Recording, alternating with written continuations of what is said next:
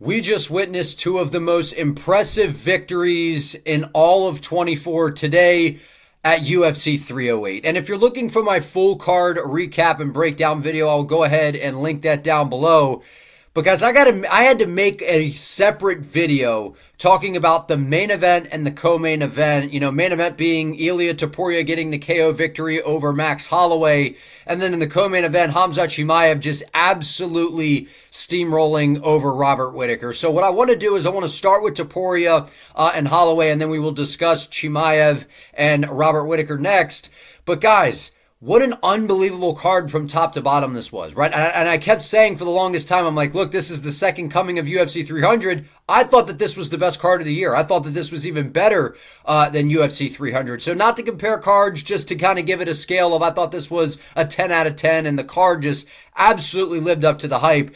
But let's talk about Topuria versus Holloway, right? This is a fight where, you know, coming into this, I had made a couple videos and said, look, Topuria is going to knock Holloway out. And it pained me, guys. Like, back up on the poster here, I got Max Holloway, you know, from UFC 300. You know, the impressive performance over Justin Gaethje. He's an absolute, legend. He's a Hall of Famer. He's one of the greatest featherweights of all time. But coming into this fight, I was like, look, Ilia Topuria, everyone says, oh, he's a Conor McGregor wannabe. He's a this, he's a that. Look, the aura of Ilia Topuria is real. It is real, man. This guy is manifesting things. He is speaking it into existence, and everything that he says he's going to do, he has done. He says, I'm going to knock out Volkanovski. He did it. He says, I'm going to knock out Max Holloway. He did it. He's the first person to KO Max Holloway. So this man is not just some fluke. He's not just some Conor wannabe. This is a confident individual that possesses the best boxing in all of the UFC. I think the best boxing we've ever seen in MMA. He looks like a pro boxer out there with the high guard, the way he's bobbing around. It looks like Canelo in there. He has outstanding power. You cannot get hit by the nukes of Ilia Topuria. I mean, this dude, he's got some serious power, man. You saw when he was landing on Holloway before he landed the nasty shot that put him down. You just saw the effect of the power from Topuria, and we saw it against Volkanovski. A lot of people were saying, oh, it was a fluke against Volk. I'm like, nothing was fluke about that, man. He chopped at the lead leg, hindered the movement of Volkanovski, made him a stationary target, backed him up against the fence, closed him down, and landed one of the nastiest right hooks I've ever seen. I mean, you got to watch that fight again. You got to watch the way that right hook landed. If you thought it was lucky, it was a flush KO. But what we saw tonight, I mean, the way that he attacked the lead leg of Max Holloway, the way that he was like in there toe-to-toe with Holloway, showing him no respect, basically, like he respected Holloway. But in terms of the fight, like he was not really taking many backward steps. He was moving forward. He was really chewing up that lead leg, that calf of Max Holloway, which I knew he was going to do to try to take away the movement of Max, because something Max has done a really great job of really since the Arnold Allen fight is kind of reinventing his style, right? Because he's a guy that's taken quite a bit of damage over his career and turned into more of a lateral movement based upon footwork and being very elusive and speedy. And Max kind of looked like Speedy Gonzalez in there. He was actually fighting a really good fight. You know, the first round I think went to Topuria. Second round, Holloway had a really, really good round, and he was landing some really good shots, busting up Topuria a little bit. But it just shows a guy that's 27 years of age in Ilia Topuria, who's able to, you know, despite what comes his way in the fight, what type of adversity we've seen, he got basically damn near knocked out by Jai Herbert by a head kick, and everyone's like, oh, he's getting, kicked in the head by Herbert and almost knocked out by him. Well, who the hell is he going to beat? And I kept saying, Jai Herbert's a good striker. He's a very, very good striker. And outside of that head kick landing, Topuria is very, very hard to hit clean. He's very durable. He's got a very low center of gravity. And when you're so focused on the boxing, you're so focused on the power, this guy has outstanding grappling in his back pocket. You saw him take down Max Holloway, which a lot of that I think was just a point to prove, like, hey, I could go out here and take down Max, a guy that people say is not the easiest to take down. And I think Topuria was just in full control of this fight, man. I know that Holloway was having some good moments. He looked fast. He looked sharp. However, just Ilia Topuria is just different, man. This dude is absolutely different. And in terms of what's going to happen moving forward, I mean, you basically have the Volkanovski rematch, which I assume that's probably what they're going to do. I don't want to see it. I know maybe some of you want to see it. I don't want to see it. It's going to be homicide. He's going to knock out Volkanovski again and send him into retirement. Volk's getting up there in age. Volk was fighting the perfect fight the first time he fought Topuria. What's he going to do different? What's he going to do different? He has to be perfect for 5 rounds. Holloway had to be perfect for 5 rounds. The Ilia Topuria that you are seeing is a guy that is just, he is young, he is confident, and he is just absolutely dangerous. I really don't know how you beat this guy unless you throw someone in there with really solid striking, outstanding grappling, and someone that could maybe out-grapple him. This is going to be a very, very hard guy to beat, because unless that high kick lands that we've seen him drop with before, I mean, it just seems like no one has the answers. And then you have Diego Lopez, who's possibly waiting in the wing, who's, been on an absolute tear, who's incredibly dangerous. But as the fights play on, Diego Lopez starts to fatigue a little bit. He starts to slow down. And if he doesn't get Topuria out of there early, I see him getting absolutely picked apart in the boxing, because there is no one in the featherweight division that is a better striker than Ilia Topuria. Because Volkanovski and Holloway, those are two of not just the best featherweights of all time, two of the best strikers in division history, two of the best strikers in the UFC, period. And Ilia Topuria is going in there and knocking these guys out. So what you're seeing from Ilia Topuria, he is the new face of the UFC, in my opinion. I know you have Poatan Pineda up there as well. Ilia Topuria is the second coming of Conor McGregor. I've said it before. What we saw from Conor McGregor at 145 pounds on his run, where he was just untouchable, he was KOing people, calling his shots. That's exactly what Topuria is doing. I believe Ilia Topuria is far better than Conor McGregor. I believe that he is a more complete fighter. I believe that he is just better overall. It's not to take anything away from Conor. I'm just conveying to you how good this guy is. It's not, stop saying, oh, he's this copycat of Conor. No. He's his own person who believes in himself. He has a very different style, and he is calling his shots. And to go out there and KO Alexander Volkanovski and then KO Max Holloway, the first person to KO Holloway after the, what we saw from UFC 300 from Max, Ilia Topuria is on pace, if not to be, the greatest 145-pounder ever. Right now, with his resume, KO victories over Volk and Holloway, who we all look at as like two of the best ever, where we kind of have a debate on who's the best.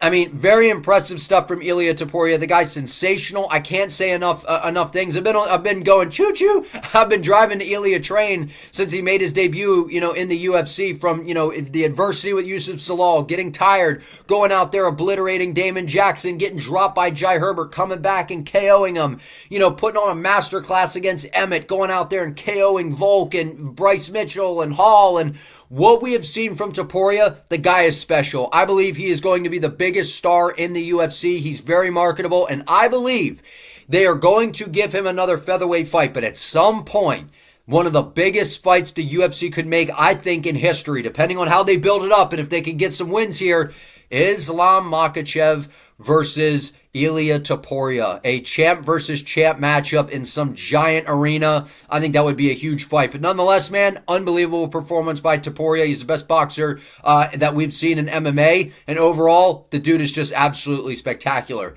Moving on, Khamzat Chimaev versus Robert Whittaker. I mean, what else can you say? I mean, Khamzat, I'd been saying all week, look, I was like, if Khamzat's going to win this fight, it's going to be by submission early in the fight. And I didn't think he was going to do it as easy as he did against Robert Whittaker. I mean, for God's sake, he broke his damn jaw and cracked his tooth and did some crazy things. I mean, what kind of grip strength and crank do you have to you to be able to do that to somebody like Robert Whittaker? And the thing about Khamzat, guys, coming into this fight week, a lot of people were like, well, he's growing the hair out. He seems quiet. The aura's gone. He doesn't seem like the same guy. And I'd been saying, look, man, this dude is humble and graceful, and he really respects Robert Whittaker. He's just kind of just going about, being a more humble guy, and you got to see that. And you saw Khamzat go up, into like a little village or whatever up in Russia. He basically isolated himself, surrounded himself with a serious camp. Not a bunch of guys who just want to be around him because he's famous and this and that. Dialed in the fight camp, and you just saw... you saw what came with that. You saw the best version of Khamzat Chimaev that we have ever seen. And I said, I thought we were going to see the best version of Khamzat. And if we did, he was going to beat Robert Whittaker. And what we saw tonight, I don't see anyone in the middleweight division beating Chimaev, dude. I really don't. I mean, he's probably going to skip Sean Strickland, skip over Strickland and get a title shot against Drakus next. And when you look at that matchup, I mean, that's a very interesting fight. I think that's a big fight. I just don't think anyone has the grappling in the division to fend off the takedowns. I don't think anyone has the takedown defense to stop this. I mean, Robert Whittaker, not only is he one of the best 185ers of all time and a former champion, but he is so complete and was riding a 2-fight win streak coming into this. A great performance over Paulo Costa, a nasty KO over Ikram Aliskerov. I mean, he was flying in, really confident into this. And there was a possible title shot waiting in the wings for Rob if he could go in there and beat Chimaev, which is why he was calling for this fight. He knew the magnitude of it. And then you get Chimaev, who comes in there, shoots a double leg from far away, the speed coming up from 170 to 85. And this may sound crazy. And he's got good grappling, but not like Chimaev is Fluffy Hernandez. I mean, outside of him, does anyone stop these Chimaev takedowns at 185? I don't think so. He's so fast. He's so speedy. And when he operates, he's the most entertaining grappler, I think, of all time. Most of the time when people hear about a grappler, they're like, it's kind of boring. And when you watch Chimaev, there's nothing boring about him, right? He's entertaining on the mic, his aura, the way that he's very intense, he's exciting, and everything is so fast and dangerous and explosive that everything that he does is entertaining. And he is the most, in my opinion, the most entertaining grappler we've ever seen. But he might be the best that we've really seen in MMA. I mean, who is doing this to people, taking no damage at all, going in there doing that to Robert Whittaker, man? Like, I'm mind blown by what we saw tonight from Khamzat. I mean, the performance could not have went any better. And you saw Whittaker's game plan was going to be to try to take out that lead leg of Khamzat, make it hard for him, to explode off that lead leg and shoot in for takedowns. And Chimaev ate, I think, like 2 leg kicks, and outside of that, he took 0 damage at all. And not only that, just the way he transitions, the way he takes your back, the way he utilizes the fence, to aid the takedowns and the ground and pound. He was landing some good knees on Robert Whittaker, and just the squeeze and the strength of this guy, it's just different. We've known that for a long time. It just speaks volumes to how good Gilbert Burns and Kamaru Usman are. There's nobody at 185 that's beating Chimaev. I don't think anybody's beating him. And I'm going to say this. I think he could go up to 205 and he could do just fine against some of these guys as long as he could get the takedowns. Because I even think on the feet, I've always said I think Chimaev has very underrated striking. I think he's got good power in his hands. He's got good speed. He's got some pretty good kicks. But what we saw tonight, I don't think anybody at middleweight beats this guy. But next, it has to, in my opinion, it's got to be Chimaev versus DDP. I know Sean Strickland had a very close fight with DDP. He definitely is in position for a title shot, but how in the world can you deny Chimaev when he has just beat Kamaru Usman in the fashion that he did, and then comes out here and does this to Robert Whittaker, the number 1 guy in the division, future Hall of Famer, former world champion, riding a 2-fight win streak? I mean, he made Robert Whittaker look like an amateur tonight, and it's no disrespect to Whittaker. It's just that is how good Khamzat Chimaev is when he's on. I mean, it's just absolutely spectacular. So what we've seen tonight, man, we saw a star in Ilia Topuria. He already had been a star. He's going to elevate into that superstar status. I'd even like to see, him maybe cross over and do a boxing match at some point. And then Khamzat Chimaev, him versus Dricus du Plessis is a massive fight. An early prediction, I think Khamzat beats him. I don't think anybody in this division stopping these takedowns. And if it does play out on the feet, I think Chimaev is going to have a significant speed advantage against a lot of these guys. But I want to hear from you all down in the comments. Like this video. Let me know what you guys think. Subscribe to the channel. Turn on the notification bell so you do not miss an upload. I appreciate you guys. See you next time.